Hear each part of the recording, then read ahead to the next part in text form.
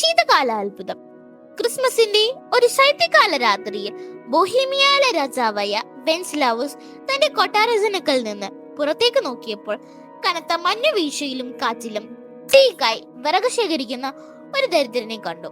താൻ ചൂടുള്ള മുറിയിലിരുന്ന് നല്ല ഭക്ഷണം കഴിക്കുമ്പോൾ പുറത്ത് ഇപ്രകാരം ഒരാൾ ബുദ്ധിമുട്ടുന്നത് കണ്ട് രാജാവിന് വേദന തോന്നി. അദ്ദേഹം ഉടൻ തന്നെ തന്റെ പരിചാരകനോട് പറഞ്ഞു, ഭക്ഷണം, വീന്, തീക്കായ വിറക് എല്ലാം കൊണ്ടുവരൂ, നമുക്ക് പോയി ആ മനുഷ്യനെ സഹായിക്കാം. പരിചാരകൻ പറഞ്ഞു, രാജാവേ, ഈ ശൈത്യം ഭയാനകമാണ്, നമുക്ക് ഈ മഞ്ഞിൽ അധികം ദൂരം പോകാനാവില്ല. വെൻസ്ലാവസ് മെല്ലെ ചിരിച്ചുകൊണ്ട് പറഞ്ഞു, എന്നെ പിന്തുടരുക, ഞാൻ വെക്കുന്ന കാലടികൾ അതുപോലെ തന്നെ നീയും വെക്കുക. കനത്ത ആ മഞ്ഞുവീഴ്ചയിൽ അവർ പുറപ്പെട്ടു. രാജാവിന്റെ കാൽപ്പാടുകൾ മണ്ണിൽ ആഴമായി പതിച്ചു. കാറ്റിനെതിരെ പരിചാരകൻ പോരാടിയെങ്കിലും രാജാവിന്റെ കാൽപ്പാടുകൾ ചവിട്ടുമ്പോഴേക്ക് മണ്ണിൽ നിന്ന് ചൂടയുന്നത് പോലെ തോന്നി. പരിചാരകന് പുതിയ ശക്തി ലഭിച്ചു. ഭയമില്ലാതെ അദ്ദേഹം രാജാവിനെ പിന്തുടർന്നു. അവസാനം അവർ ദരിദ്രന്റെ കുടിലിലെത്തി. വെൻസ്ലാവസ് അദ്ദേഹത്തിന് കുടിക്കാൻ വീനും കഴിക്കാൻ ഭക്ഷണവും തീ കായാൻ വിറകും നൽകി. രാജാവ് തന്നെ കാണാൻ ഇങ്ങനെ വരുമെന്ന് ആ ദരിദ്രൻ ഒരിക്കലും കരുതിയിരുന്നില്ല. അവർ കൊട്ടാരത്തിലേക്ക് മടങ്ങുമ്പോൾ മഞ്ഞുവീഴ്ച ശമിച്ചിരുന്നു.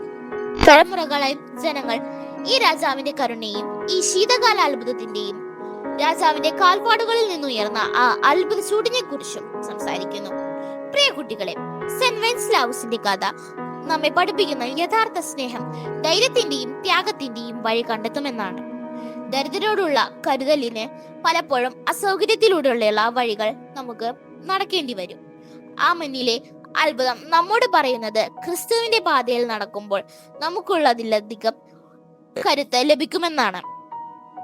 പരിചാരകന് ചൂട് ലഭിച്ചതുപോലെ ക്രിസ്തുവിന്റെ കരുണയുടെ കാൽപ്പാടുകളിലൂടെ നടന്നാൽ നമ്മുടെ ജീവിതത്തിലെ ശൈത്യകാലങ്ങളുള്ള ഭയം, സംശയം, ദുഃഖം എന്നിവ തരണം ചെയ്യാനുള്ള കൃപ നമുക്ക് ലഭിക്കും.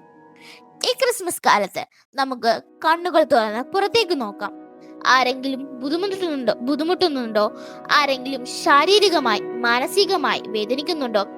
അവരിലേക്ക് കാരുണ്യത്തിന്റെയും ഒരു ചുവട് വയ്ക്കുവാൻ തന്നെയാണ് അത്ഭുതം ആരംഭിക്കുന്നത്.